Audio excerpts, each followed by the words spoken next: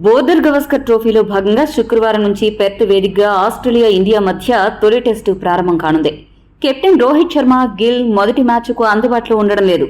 దీంతో యశస్వి జైస్వాల్తో కలిసి ఓపెనర్గా అభిమన్యు ఈశ్వరన్ లేదా కేఎల్ రాహుల్లలో ఎవరు వస్తారు అనేది ఆసక్తికరంగా మారింది. ఆస్ట్రేలియా ఏతో మ్యాచ్లో కేఎల్ రాహుల్ ఓపెనర్గా వచ్చాడు, కానీ పెద్దగా రాణించలేకపోయాడు. మరోవైపు ఈశ్వరన్ కూడా ఆ మ్యాచ్లో విఫలం కావడం మేనేజ్మెంట్ను ఆలోచనలో పడేసింది.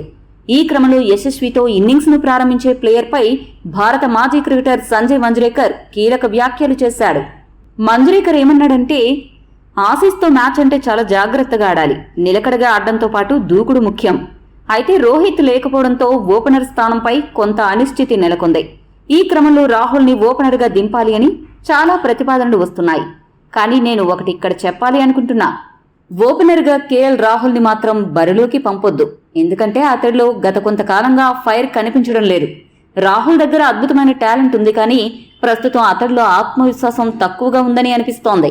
రాహుల్ ఓపెనర్గా వస్తే ఆసీస్కి ఒక వికెట్ని ఫ్రీగా ఇచ్చినట్లుంటుంది. ప్రస్తుతం రాహుల్ని ఓపెనర్గా పంపించడం సరైన నిర్ణయం కాదు. తొలి 3 స్థానాల్లో ప్రత్యర్థులపై ఎదురుదాడి చేస్తూ భారీగా పరుగులు చేయగలిగే ఆటగాళ్లు అయితే కరెక్ట్గా ఉంటుంది. అలా కాకుండా మొండిగా రాహుల్నే ఓపెనర్గా దింపి ఒకవేళ అతడు విఫలమైతే మాత్రం కేఎల్ రాహుల్ చాలా ఇబ్బందులు ఎదుర్కొంటాడు. అందుకే అతన్ని మిడిల్ ఆర్డర్లో పంపిస్తే బాగుంటుంది. దక్షిణాఫ్రికాలోనూ రాహుల్ ఆ స్థానాల్లో ఆడే పరుగులు రాబట్టాడు. ఆ స్థానంలో అయితే లోయర్ ఆర్డర్తో కలిసి జట్టుకు విలువైన పరుగులు అందిస్తాడని నేను భావిస్తున్నా.